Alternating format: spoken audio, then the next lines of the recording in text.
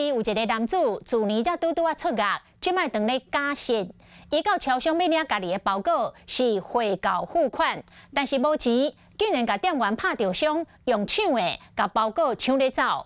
嘉义市的警方当天就甲锁定甲逮捕，结果伊互撤销着假释，马上就互送转去监狱，爱阁关1年8个月。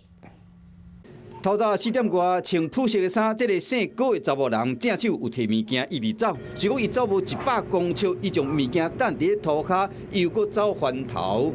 经过差不多10秒钟后，这个姓高的查某人又搁顺这条路线走出去。即摆有一个超商大夜班的店员有约出去，因过走袂赢伊，只好用手机赶紧报警。原来这个姓高的查某人，毋若抢物件尔，搁拍这个超商的店员。经过检察官 那个复讯之后认为说他有反复实施抢夺等财产犯罪之余向法院申请羁押获准。警方调监视器，随锁定今年26岁姓高的查某人，确定伊是前年出狱，目前还伫假释。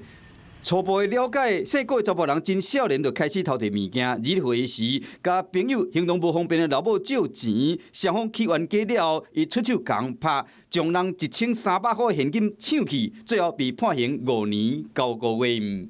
一直到2022年10月才假释出狱。 是讲，这个姓高的查某人进前伫网络买一件10000外块的商品，也毋过身躯无遐济钱，伊就伫超商硬抢物件，甚至拍店员。警方甲抓到了后，检方申请收押，法院已经准毋若撤销伊的假释，伊嘛会随行关，继续服1年8个月徒刑。即摆假释中再犯强盗案，恐惊会比顶一摆判较重。 Hello， 我是陈雅玲。想要抢先掌握最及时的新闻资讯吗？赶快订阅、按赞、开启小铃铛，锁定华视新闻 YouTube 频道。